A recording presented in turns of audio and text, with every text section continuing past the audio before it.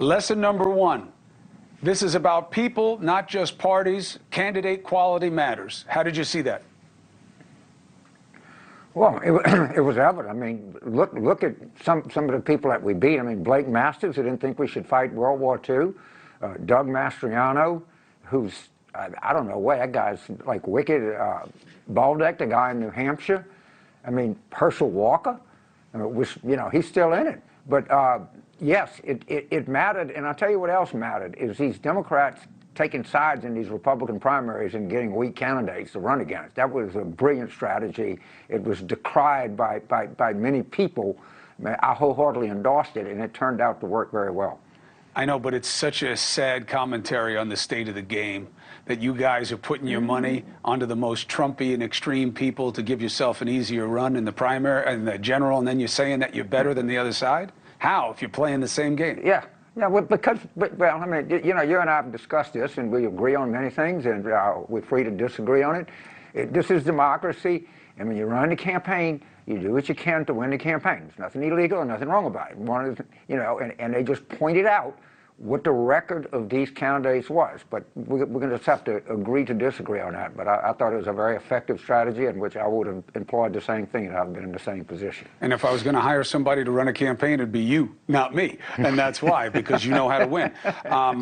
High voter turnout is the new normal. And independents, people that reject being Democrat or Republican, fastest growing part of it. What does that mean to you?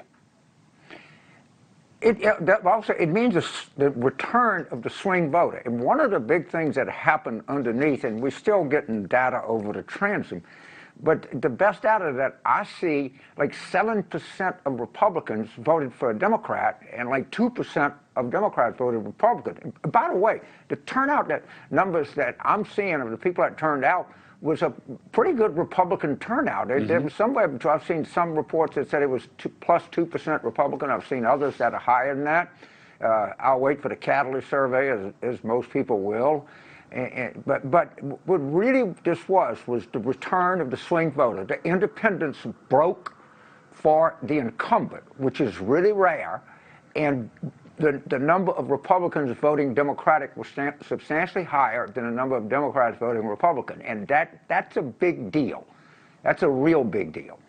You thought that the Democrats were going to get shellacked. I'm sure you're very happy to be wrong about it. What happened that you didn't expect? Well, I don't know if I thought we were going to do worse than we did, but one of the things I said as I got close to the election is that polling averages were not moving, and I was expecting them to move away from us. But if I tell you I was completely optimistic on election night, that's not the case.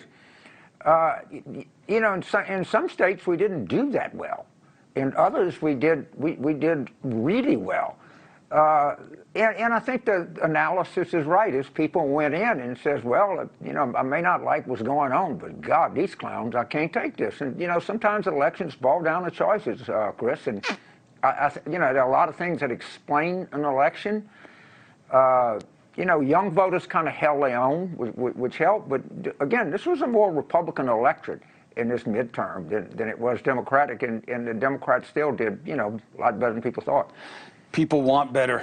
People are tired of the noise and the poison. And whoever figures out that, not just first, but best, they'll do well. And you guys are going to need to figure it out because you got a bad map coming up next time in terms of Senate seats. We do. So thank you. We'll be talking about that. That's why the map Georgia matters. Race is so important. Yeah, about over 20 seats you have. It's a bad map. Yep, I'm hearing you. Absolutely. And we'll be talking about Absolutely. it. If I don't speak to you before, I'm thankful for having you in my life. Have a happy Thanksgiving.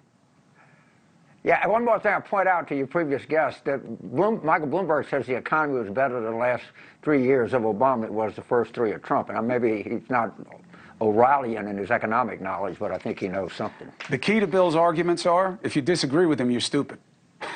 It's a very good tactic, Jimmy. It's a very good tactic. Hey, thank you for watching. Please go to newsnationnow.com, newsnationnow.com, and you can find NewsNation on your television provider. And don't forget to click the red subscribe button down below. Then you will get more of NewsNation's fact-driven coverage.